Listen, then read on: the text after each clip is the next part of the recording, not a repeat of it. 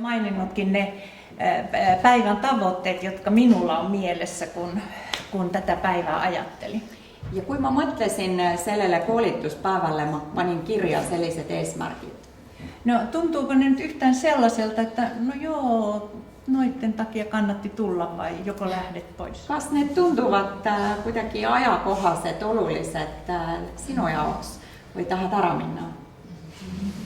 Nyt jonkun pitää nyökätä, että... Keegi peab nyt nooguttamaan. Niin, Eestlaset ei räägi, aga nooguttage. Sitten jaksan jatkaa. Siis saab ema jõudu jätkata. Joo, ja eri ihmisille eri asiat tästä ovat tärkeitä. Erinevatele inimestele erinevat asiat on oluliset.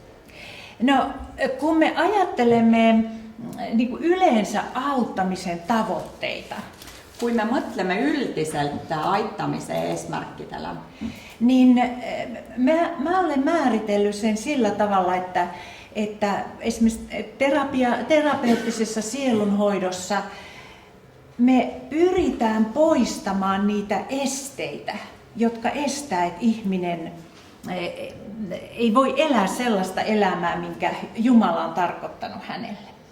Et olen enda jaoks kuidagi selle nii lahti mõtestanud, et terapeutilises suhtes püüame kõrvaldada neid inimese psüühilise ja vaimuliku arengu takistusi.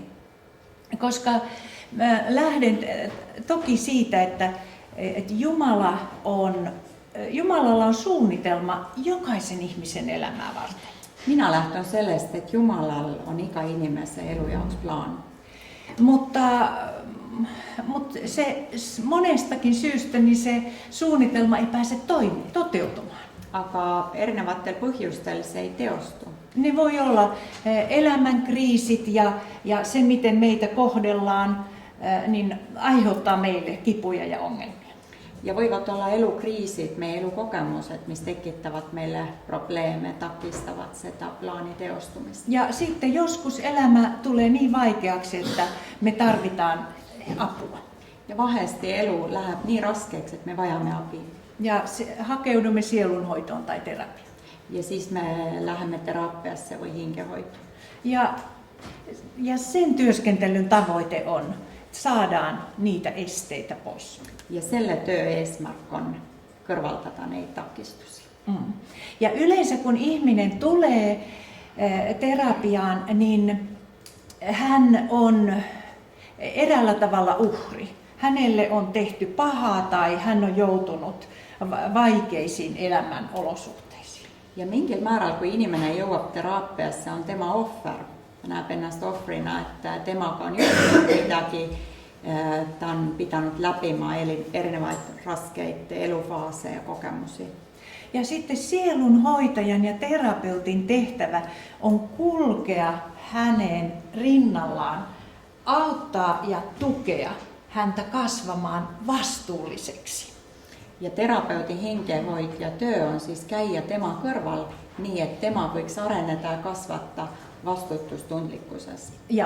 Ja aktiiviseksi toimijaksi, jota silloin uhrin asemassahan ihminen ei jaksa eikä pysty.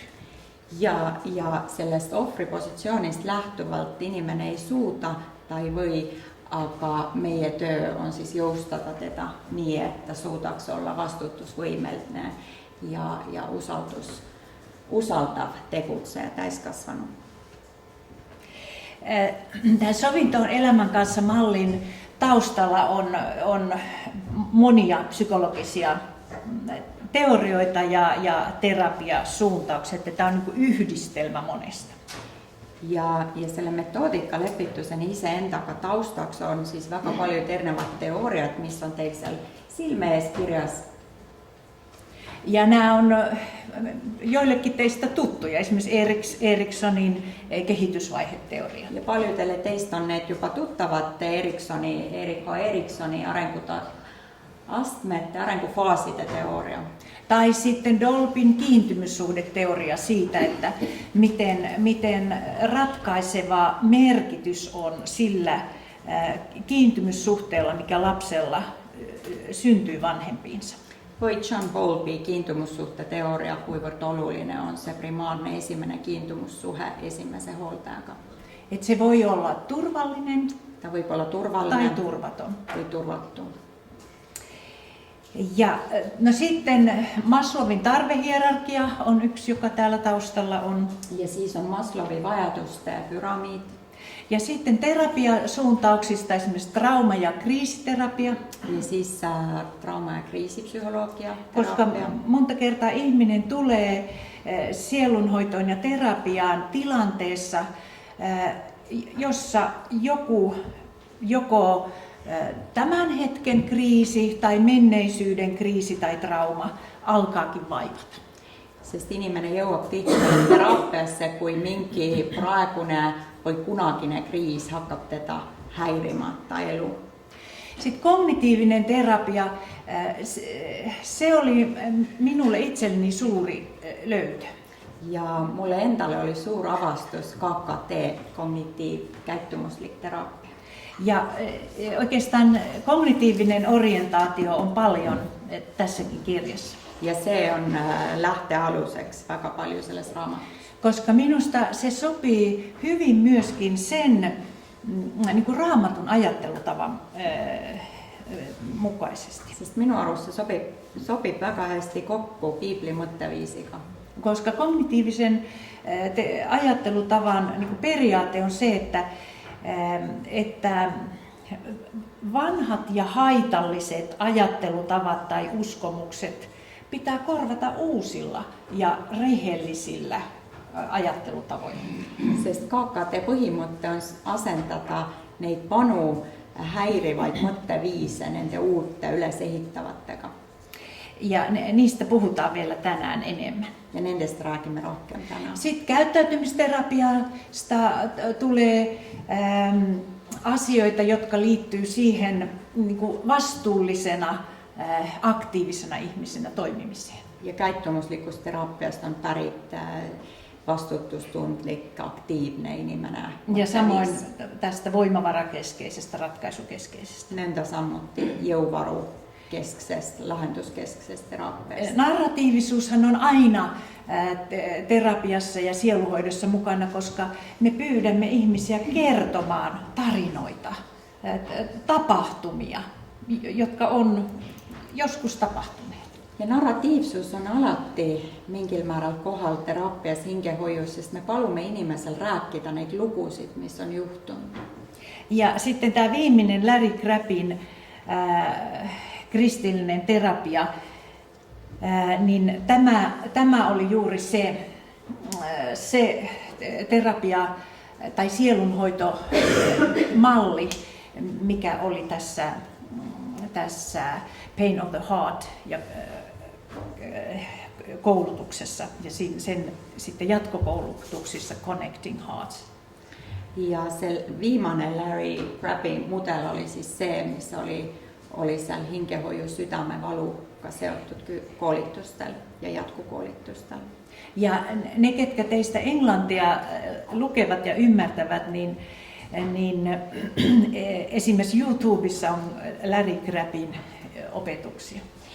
Ja kes saavad inglise keelest aru, võite YouTubesta vaadata näiteks neid Larry Crabbin õpetusi.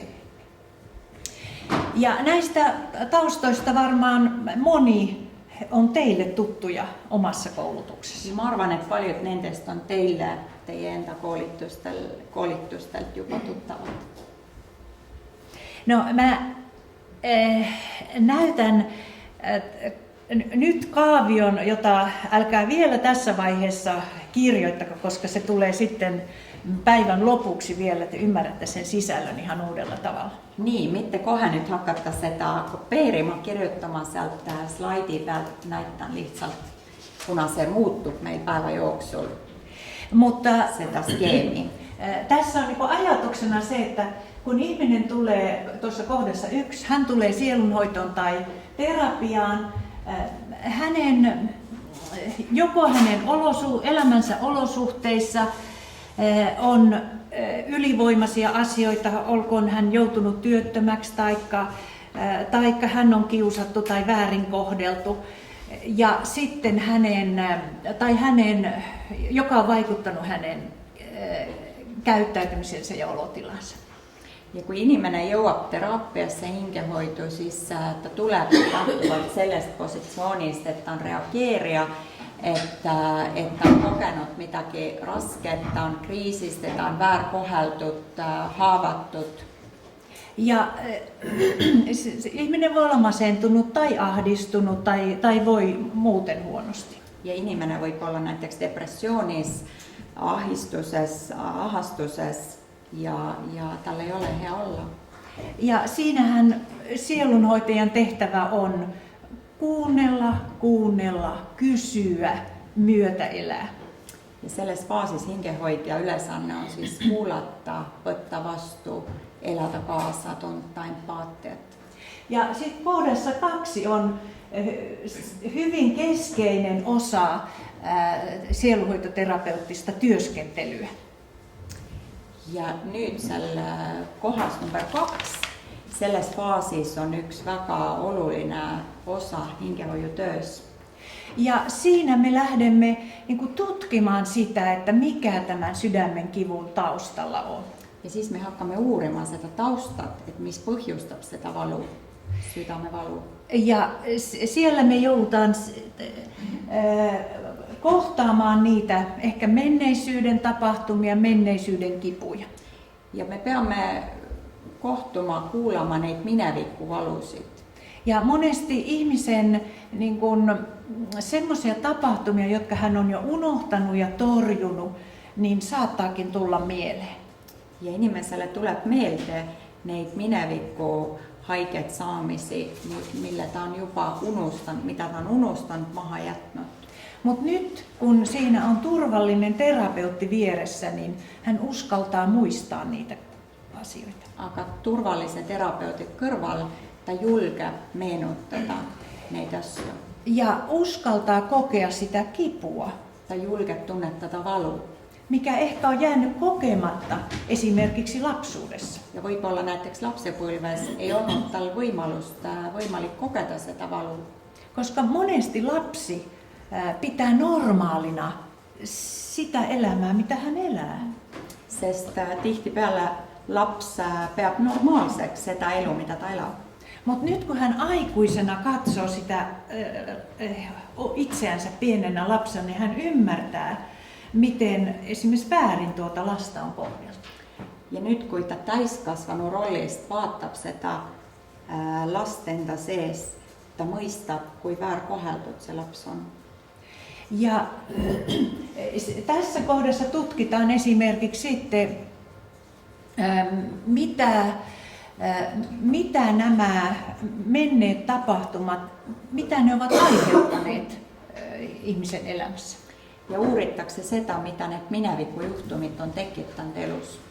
Ja minä usein käytän semmoista nimitystä, että puhutaan traumojen tai kriisien jalanjäljistä.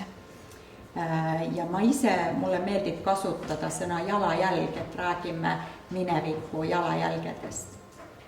Ja tässä kakkoskohdassa asiakas on uhrin positiossa. Teises faasis klient on ohvripositsioonis. Ja tämä saattaa kestää pitkäänkin, kuukausia. Se voi ottaa kauan aikaa. Ja siinä meiltä sielunhoitajilta vaaditaan kärsivällisyyttä ja Jeesuksen mielenlaatua. Se võtab mitu kuud ja siis on hingehoidjal vaja olla kannatlik. Koska Jeesuksella oli siis se myötäeläminen, itkeminen itkevien kanssa ja kärsivän ihmisen vierelle pysähtyminen. Ja hingehoidja peab võtma selle Jeesuse eeskuju endale. Jeesus, kes oli suurepärane hingehoidja, kes suutis kaasa elada inimestele, kes olid haiget saanud ja raskes olukorras. No sitten tästä lähdemme eteenpäin. Siis lähdemme edasi. Siis edellytys sille, että ihminen pääsee sovintoon elämän kanssa, eli niiden menneisyyden asioiden kanssa, joita ei voi muuttaa. Eeldus selleks, et inimene jõuab lepituseni iseenda eluga, nende asjadega, mitä ei ole võimalik muuta, niin hän joutuu tienhaaraan. on see, et ta jõuab sinna teelahkmele. Joko hän tulee katkeraksi tai antaa anteeksi. Kas ta kibestub või annab anteeksi. Ja täällä 3. kohdassa, niin sit ollaan jo siinä vaiheessa, että otetaan vastuuta omasta elämästä. Ja 3.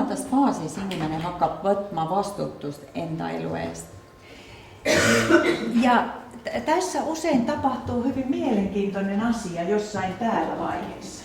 Ja seal juhtub midagi huvitavat tihtipeale selles faasis. Kun me teemme tätä anteeksi antamisen työskentelyä, Kui me töötleme läbi seda andestamise faasi, niin myös meidän omatuntomme herää. siis ka meie enda hingehoid ja südametunnistus ärkab. Ja mä huomaan, mitä kaikkea väärää ja pahaa minä olen tehnyt. Ja siis ma märkan kõike seda, mitä minä olen teinud haiget, mitä minä olen teinud valesti, kuidas ma olen teistele haiget teinud. Ja siinä joudun katsomaan sitä omaa osuuttani. Ja siis ma pean endasse vaatama, võtma ise vastutuse. Ja voi olla, että joudun sopimaan, pyytämään anteeksi omaa huonoa käytöstäni. Võib-olla mina pean leppima, paluma andestust oma halva käitumise pärast. Ja sitten kun ihminen on ollut terapiassa, saanut apua, käsitellyt asioitaan, Kui inimene on olnud teraapias, käsitlenud enda teemasid, saanut abi, niin nyt ollaankin vaiheessa, että palataan takaisin siihen elämään ja siihen maailmaan, joka ei ole muuttunut. ja peale seda inimene siis naaseb sinna olukorda, sellesse maailma, niin se ei olegi muutunut. Ja se on monille ihmisille niin kuin hämmästys ja niin kuin masennuksen aihe. Ja se on paljude jaoks hämmastav ja tekitab masendust, depressiooni. Mutta meidän tehtävä terapeuttina ja sielunhoitajina on niin kuin varustaa tämä ihminen selviämään siinä maailmassa, joka ei ole muuttunut. Ja terapeutin ülesanne on siis varustada inimene, joustada inimest selleks, et ta saaks hakkama selles maailmas, mis ei ole muuttunut ta ümber. Ja jos ihmisellä, tällä asiakkaalla, jos hänellä on usko Jumalaan ja tämä uskon maailma on hänelle tuttu, Ja kui meie kliendi jaoks see usumaailm, religioonimaailm on tuttav, niin täällähän hän myöskin kohtaa Jumalan ja Jumalan anteeksi antamuksen, joka antaa hänelle voimia. ja siis ta kohtub Jumala andestamisega, mis annab talle jõudu. Ja koska tähän koko terapiaprosessin niin kuin yksi tavoite on, että se ihminen pääsee lähemmäksi Jumalaa ja lähemmäksi sitä elämää, jonka Jumala on hänelle alun perin tarkoittanut. Ja üks selle teraapia eesmärk ongi see, et inimene jõuab Jumalale lähemale ja lähemale sellele plaanille, mis Jumal on talle heaks mõelnud. Eli tämä on niin kuin, tavallaan kaavakuva siitä sielunhoitoprosessista. Ehk se on mingil määral skeem sellest hingehoiuprotsessist. Mutta niin kuin me tiedämme, että käytännössähän asiat eivät koskaan mene minkään mallin mukaan 100%. Aga nagu me teame, tegelikus elus kõik ei lähe skeemi järgi. Mutta silti tämmöinen voi auttaa meitä. Aga see skeem võib olla meille endale abiks. No joo, olisiko tästä jotakin? Kas tahate küsida midagi?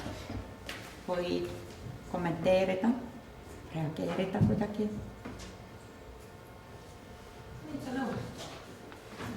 Kas sulle juhtub toivutada nii, et hingehoidja enda tervenemisprotsess ja südamelisus ärkamine on nii nii suur, et ta peab pooleli jätma. Mis see võib juhtuda? Hingehoidja. Hingehoidja.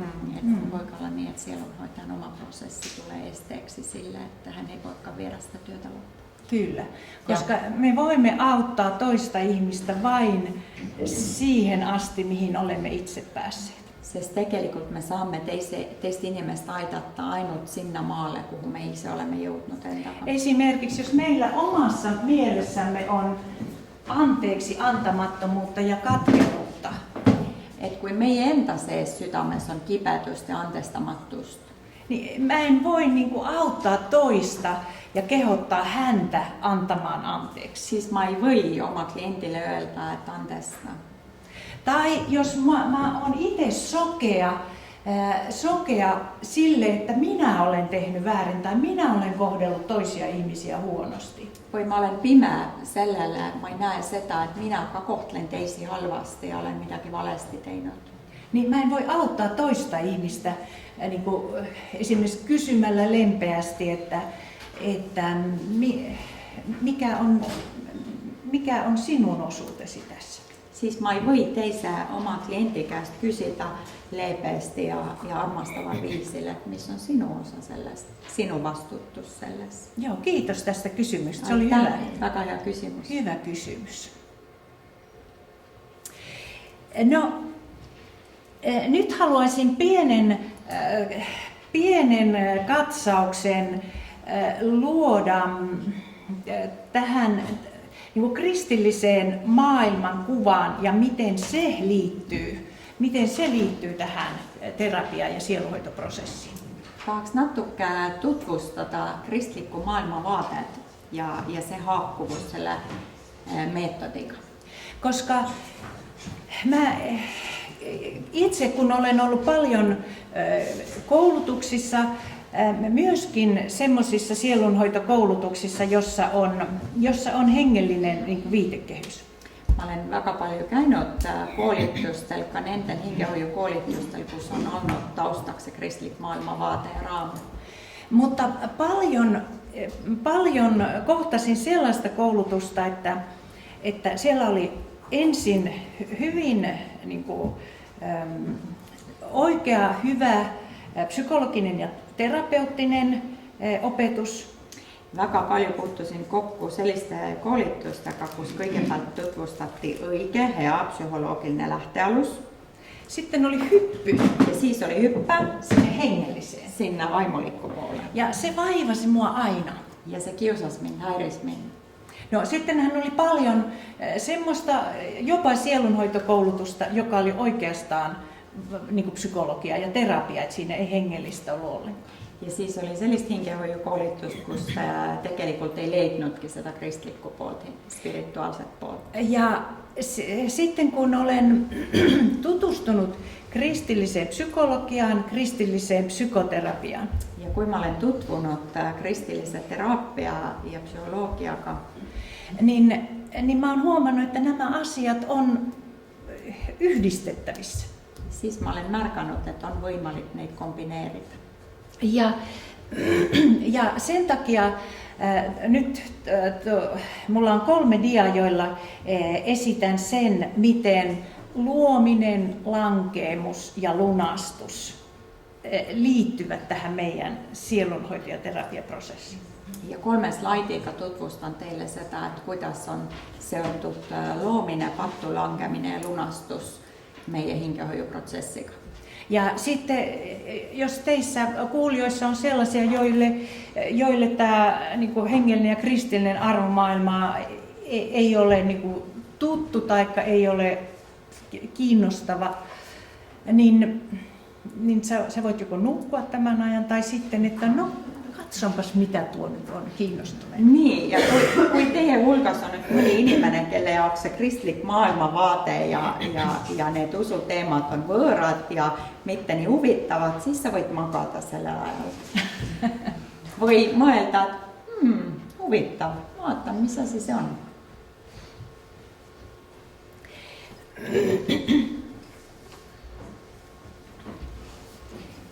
No, Raamatun alussahan on kertomus siitä, miten Jumala loi ihmisen. Piipli alguses on siis lugu sellest, kuidas Jumal lõi inimese. Ja se, mikä minulle niin kuin psykologina ensimmäisenä sieltä nousee vahvasti esille, on se jumalallinen arvokkuus, mikä jokaisessa ihmisessä on. Kõigepealt mulle psühholoogina tõuseb sealt esille see jumalik väärtuslikkus, mis on igas inimeses olemas. Godly dignity in English.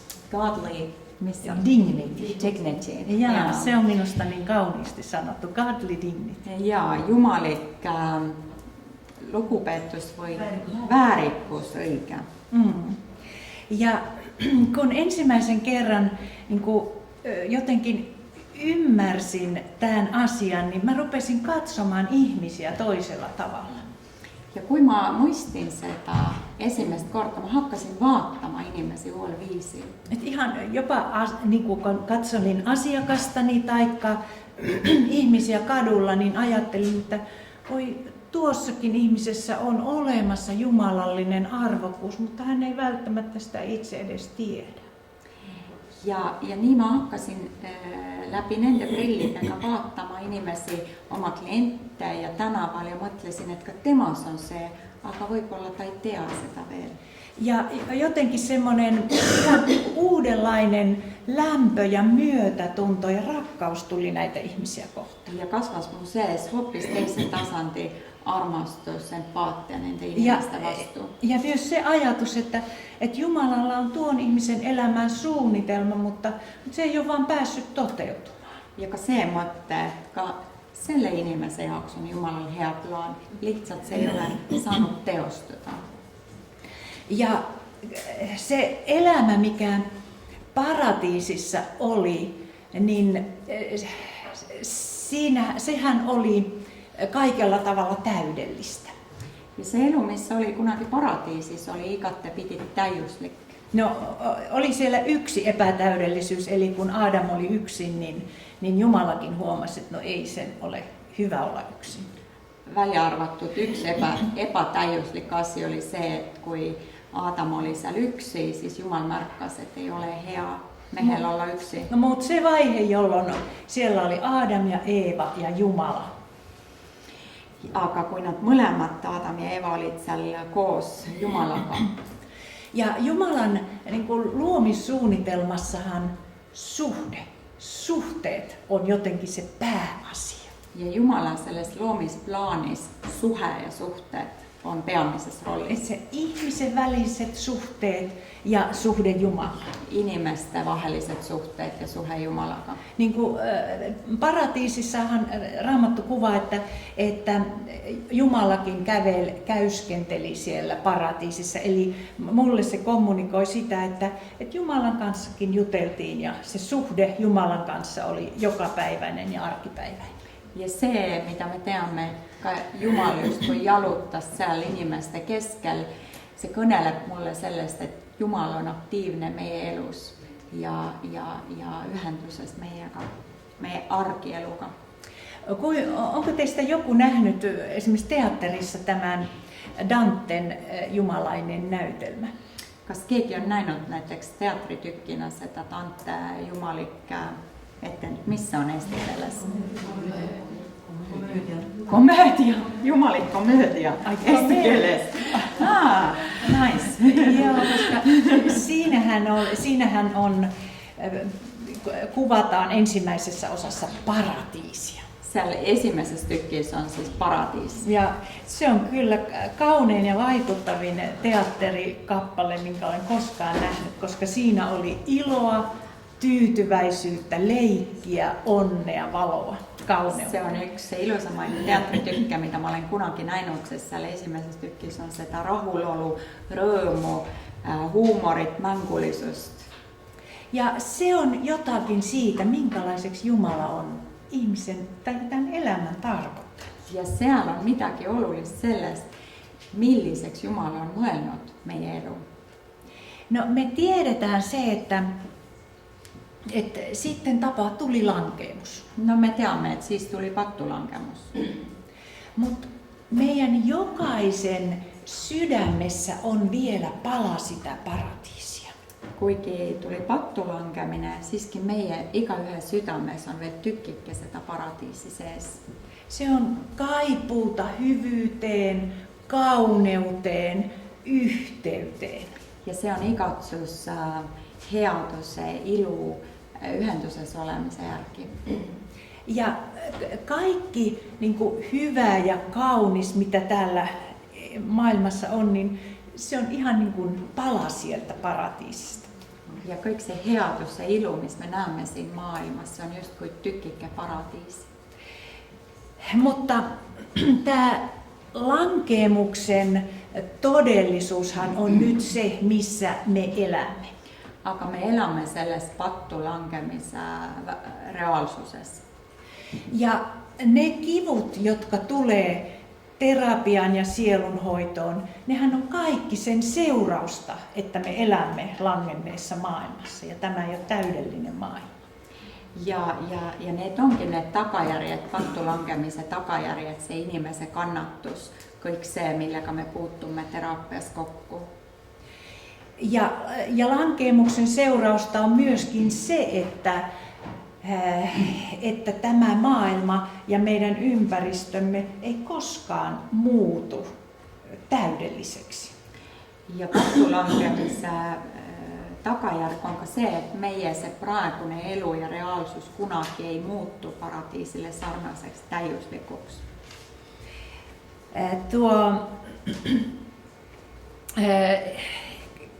Raamatussa on monia kohtia, jossa kuvataan sitä, että miten lankeemuksen seurauksena ihmiseen tuli pahat ajatukset, pahat teot. Ja Bibel kirjoittaa sitä, kuidas inimisen elu tulit siis ne takajärjet, sille pattulangemisen takajärjet. Ja esimerkiksi tämä roomalaiskirjeen 1, niin se on suorastaan masentava, kun siinä sanotaan, että ihmisten sydämen aivoitukset ja ajatukset olivat kaiken aikaa ainoastaan pahat. Mitä? Kerstin on mun selleksi, että tema luet ne biblikohti siitä Rooma-kirjasta. Joo. Rooma-kirjasta. Niin se on tuo kohta. Kun Isant näki, että inimisen kurjuus maa päällä oli suuri ja kaikki sydämen mõtlemiset ikäpäivyksnes kurjat. Oi, se on ihan masentava. Se on masentava. Mm. Mutta kyllähän se on niin totta. Vaikka se on tosi. Mm. Ja sen takia meillä on niin paljon ihmisiä, jotka voivat huonosti. Ja se parasta niin paljon kannattavat. No, mutta Jumalahan ei jättänyt tätä maailmaa tähän. Ensin hän loi ja sitten kaikki meni mönkään. Aga Jumala ei jättänyt sitä maailmaa sinne paikkaan, kun sitä löi kaikki ilusaksi. Ja siis läks kõik viltu halvasti, vaan niin paljon hän välitti tästä maailmasta, että lähetti oman poikansa sovittamaan sitä pahuutta, mikä täällä on. Niin paljon huolisi sellaista maailmasta, että saattis oma poja lepittämään kaikkea sitä halpaa kurjaa, missä siinä maapäällä oli. Mutta niin kuin sielunhoitajina ja terapeutteina ja ihan ihmisinä meidän on hyvä muistaa se, että kun me eletään langenneessa maailmassa, niin maailmassa meillä on ahdistus. Et inimestenä, hengenhoitajana, terapeuttina meillä on hea pitää mielessä sitä, että kun me elämme sellaisessa epätäydyllisessä maailmassa, siis sellaiselle kaasne alatti se epätäydellinen reaalisuus. Kun katsokaa, jotkut esimerkiksi nuoret ihmiset, niin ne haaveilee täydellisestä onnesta. Näettekö paljon nuoret unistavat täydellisestä onnesta? Ja sitten ne on kauhean onnettomia ja pettyneitä, kun sitä täydellistä onnea ei ole niin kuin ainakaan jatkuvasti. Jotain hetkiä voi olla. Ja siis nad on jube pettunud, kui seda täiuslikku õnne ei ole koko aeg mu elus olemas. Niin minua ainakin auttaa tämä niin kuin raamatullinen maailman kuva, että tässä langenneessa maailmassa on vaikeuksia, ahdistuksia, kipuja. Ja mulle on suureks toeks see maailmavaate, se pilt, että selline se maailma onkin, että siinä on valu, kannatukset sees. Ja kun mietimme sitä, että no mikä on Jeesuksen merkitys ja tehtävä, niin kuin sieluhoidollisessa ja terapeuttisessa mielessä, niin minulle on tärkeää tämä Jesaja 61. Ja mä katson, että se on niin, että mulle endalle on hästi oluline see Jesaja raamatusta 61. peatükistä pilt sellest Jeesuksen hingehoiusta. Siinähän kerrotaan Messiasta, joka oli luvattu Israelin kansalle. Messias oli tuleva. Ja see kõneleb siis meille Messias sellest ootusest, et Israeli rahvas ootas kuningat Messiast. Ja juutalaisten mielikuvissahan Messias oli semmoinen maailman valloittaja, joka päästää heidät Rooman vallasta. Ja juutide mõtetes oligi ta selline suur maailma valluttaja, kes päästab neid Rooma kyysistä. Mutta täällä kerrotaan, mikä on Messiaan tehtävä. Aga see kõneleb sellest, mis on Messia ülesanne. Parantaa ne, joiden mieli on murtunut. Tervendada neid, kelle meel on murtud. Julistaa vangituille vapautusta. Kuuluttada vapanemista vangissa olijatele. Kahlituille kahleitten kirpoamista. Öelge nüüd eesti keeles on see ahelates olijatele ahelatest vabanemista. Ja lohduttaa kaikkia murheellisia. Ja lohuttada kaikki, kellel on muremeel. Vau, eikö tämä ole se, mitä sielunhoidossa ja terapiassa pitäisi tapahtua? Kas se ei ole just nimelt see, mis peaks toimuma hingehoius ja terapiassa? Ja tämä oli mulle oikein niin kuin terapeuttina aha-elämys, että Jeesus, Messias, vapahtaja, niin että hänen tavoitteensa on tämä, vapauttaa ihmisiä. Ja minu jaoks oli se suur avastus, että mä avastasin, missä oli Jeesuksen ylesanne, oli vapastada inimene. Ja silloin mä ajattelin, että no, tämä on ihan niin kuin oikea kutsumustehtävä, jossa palvelen Jumalaa, kun autan ihmisiä tähän. Ja siis mä leidsin, että tegelikult on minu työ kutsumustyö, kus mä saan aidata inimestel kokeda sitä vapanemista. Mutta ennen kuin tämä voi toteutua ihmisen elämässä, niin hänen pitää kohdata totuus omassa elämässään. Ennen kuin se saab teostuda inimese elus, tema peab kohtuma selle tõega oma elus. Kun Jumala haluaa totuutta salatuimpaan saakka. Et Jumal tahab seda tõde kuni sügavama saladuseni. Ja vasta totuuden kohtaaminen tekee meidät vapaaksi. Ja alles selle tõe leidmine, tunnistaminen teeb meid vapaaksi. Ja me tullaan tänä päivänäkin katsomaan sitä, että mitä terapiassa on se totuuden kohtaaminen. Ja tänään vaatamme sitä, mis tähendab se tõe kohtuminen, tõe tunnistaminen terapiassa. Se voi olla sitä, että minä näen, miten minua on kohdeltu väärin. Se voi tähendada, että mä saan aru, kuidas mind on väär koheldud. Tai se voi olla sitä, että mä näen, mitä tuo väärin kohtelu on minun elämässäni aiheuttanut. Või mä näen neid tagajärgi, mitä se väär kohtleminen on tekittanut mun elus. Tai se voi olla sitä, että mä näen myös sen,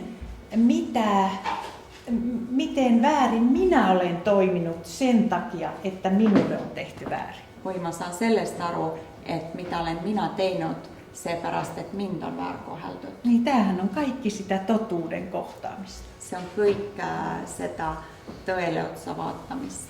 Ja vasta sitten, kun me kohdataan tätä totuutta, niin me voidaan myös vapautua siitä. Ja alles siis, kun me selle teemme, me voimme sellest vapaneda. Eli näin, siis minulle niin kuin psykologina nämä 3 asiaa, luominen, lankeemus ja lunastus, niin ne liittyy tähän ihmisenä olemiseen ja tähän niin kuin sielunhoitoprosessiin. Ja minulle kui psyholoogille tekitab see arusaama sellest, että kuidas on seotud see kristlik inimkäsitlus ja loomine, pattu langemine, lunastus selle hingehoiutööga. Olisiko tähän jotain ajatuksia tai kommentteja tai kysymyksiä? On teillä mõtteid, tahate kommenteerida? Kysytä. Tuntuuko tämä yhtään loogiselta? Kas se tuntuu teille loogillinen? Joo, ole hyvä siellä. Tuli. Okei. Hän näytti peukalaa. Okei. Mitäs kysytä jälle? Jaa. Mõnikord võib tõde olla nii kaua aega peidus olnud. Voi olla, että totuus on pitkälle peitossa ja piilossa. Inimene on ise ja tema lähedased on arvanud, et ei kannata välja. Et ihminen itse, hänen läheiset ajattelee, että hän ei kestä sitä, että se totuus tulee ilmi. Psühholoogina ju ka võib-olla on näha olnud inimesi, kes on läinud teraapiasse ja pärast tulnud hullemas seisus tagasi, kui lähtee terapiaan ja ne tulee huonommassa kunnossa takaisin. Aga samal ajal ei ole osanud selle tõega nagu hingehoidja või terapeudi poolt, psühhoterapeudi poolt nagu midagi teha hakkama. Psykoterapeutti ei ole pystynyt kas selles mõttes see tõe taotlemine peab ikkagi olema hoolimata sellest nagu. Pitääkö silti tavoitella sitä totuuden kohtaamista? Peab selliste kõige hullematel olukordadel tegema või mitä auttaja pitäisi tehdä näissä kaikissa Joo, vaikeimmissa oikein hyvä kysymys. Väga hyvä kysymys. Koska defenssit, ne on myöskin Jumalan meille antama suoja. Kaitsemekanismit, defenssit on ka Jumala poolt meille kinkittud kaitse. Et semmoiset asiat, joita me ei jakseta, pystytä kohtaamaan ja käsittelemään tai kantamaan mukanamme, niin ne on siellä tiedostamattomassa. Et selliset teemat, mitä me ei suuta praegu käsitletä, on meillä alateadvusessa. Ja esimerkiksi minä omassa terapiatyössä ja samoin opetan aina terapeutteja, että rukoile sitä, että Jumala auttaisi muistamaan sellaiset asiat, jotka on tarpeellisia tervehtymisen takia, mutta ei muuta. Me ei kaiveta. Että se, mitä mä itse koolitan, mille se mä usun, että palvettake terapeuttitena selle eest, että Jumal tooks väljalle sieltä alateadvusesta nähtäväksi teadvussa ainult need asiat, missä on vajalikud, mitä meillä on vajalik pitää mielessä meenuttada selleks, että tervenetä. Ja sehän on terapeutin taidoista kiinni, että hän ei mene pidemmälle kuin mihin asiakas pystyy. Ja se on terapeutin professionaalisuus, tema oskus, että ei hakka siellä kaivama, että ei viisetä klienttiä kaukeammalle, kuhu klient suuta paras joku minna. Koska kyllähän me sielunhoitajina ja terapeutteina saatetaan nähdä enemmän ja ymmärtää enemmän kuin mitä asiakas. Ja tihtipeale meie kui terapeut, hingehoidja näemme paljon rohkem.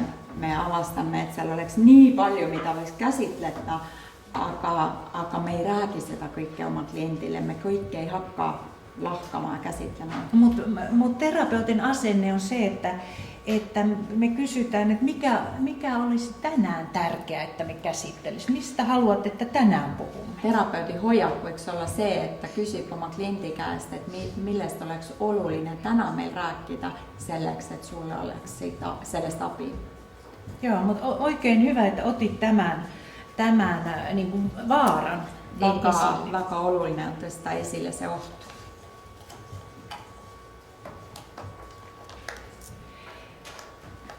No niin, olisiko muuta vielä tästä? Joo, ole hyvä. Se liittyy tähän samaan. Ai mä kysyinkin Niin, mitäs kieltä sä nyt puhut siellä? Estikirjassa kysyin torjuntaista havainnosta, että selle samassa kysymyksessä liittyy, jos mä korraan tõstataks digikäimise küsimuse, mis nagu väljub sellisest nõustamisest või terapeutilisest suhtest. Joka eroaa Kas sellest võib olla mingi abi sellistes kohtades, kus terapeut peaks nagu mõistma, et ma ei saa nagu siin... Ajatteletko, että ripistä voisi olla apua? Mulla on järgmisen kysymys kanssa. Otta korraa. Voi sopiiko sulle? Ja. Että voiko siitä ripistä olla apua sen terapiaprosessin aikana? Juuri näissä kysymyksissä, missä niin kokee, että ei haluta niin tietysti kaivata syvemmälle. Rippi ja terapia on vähän eri asiat. Voiko ripistä olla siinä? Joo, tarkoitatko, että ihminen ripissä kuitenkin kertoo niistä asioista ja niitä ei sen enempää käsitellä? Kyllä.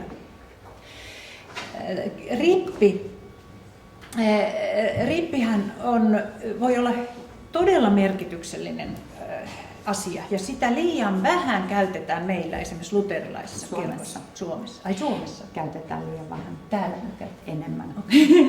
Niin, siinä kontekstuaaliset erinevus, että suomalaiset käyvät hästi vähän pihillä, eestlaiset paljon rohkeammin.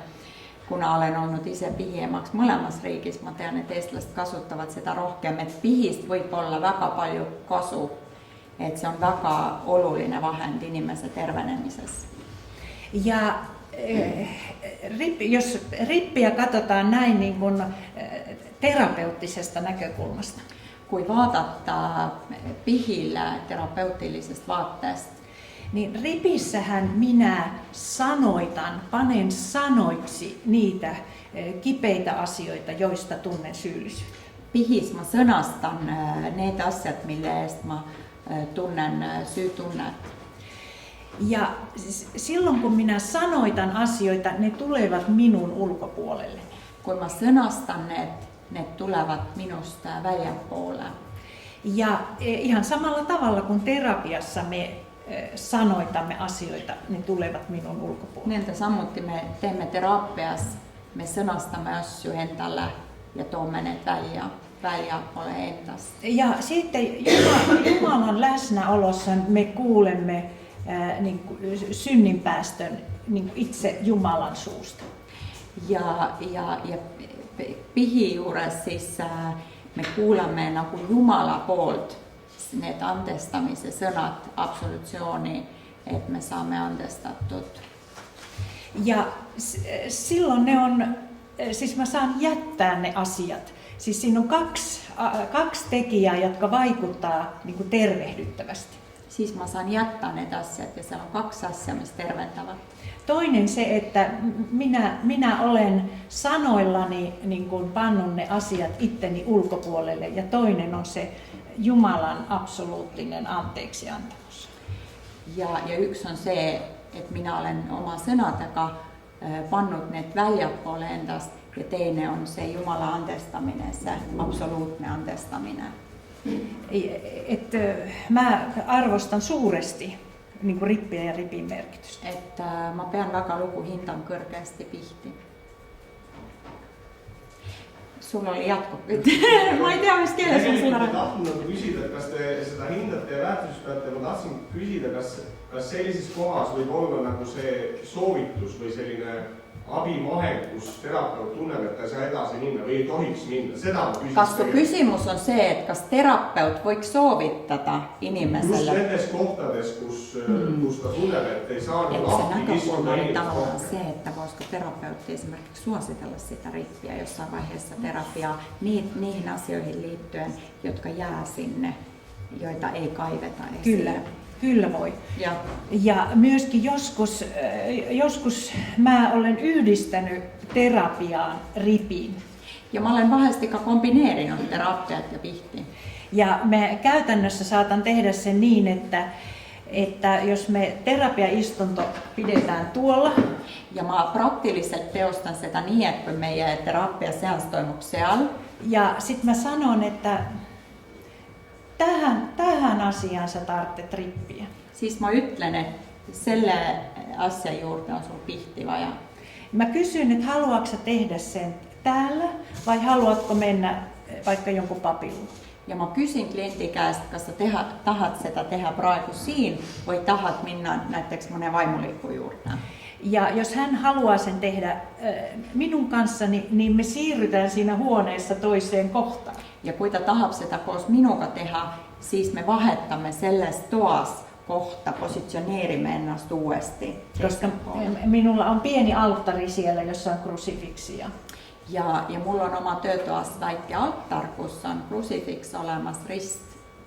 Ja sitten siirrytään sen ääreen. Ja, Siis me lähemme sinne alttarin juurde. ja hän tekee synnintunnustuksen ja minä. Ja ta tunnistab oma patud. Ja minä julistan Ja synninpäästön. mä kuulutan pattude anteeksi Ja andmist. sitä asiaa ei käsitellä. Ja sellest asiasta me rohkem ei räägi.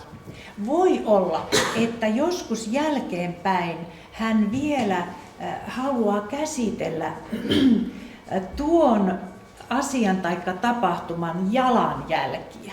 Võib-olla ta tahab mingis hilisemas faasis käsitleda selle teemaga seotuid jalajälgi. Mutta me niin pidämme erillään sen, että se on anteeksi annettu, Jumala on anteeksi antanut, mutta se on tavallaan sitä hänen vastuun kantamista. Aga me eraldamme need asjad, että se on se, mitä Jumala on anteestanut, ja siis on teised teemad.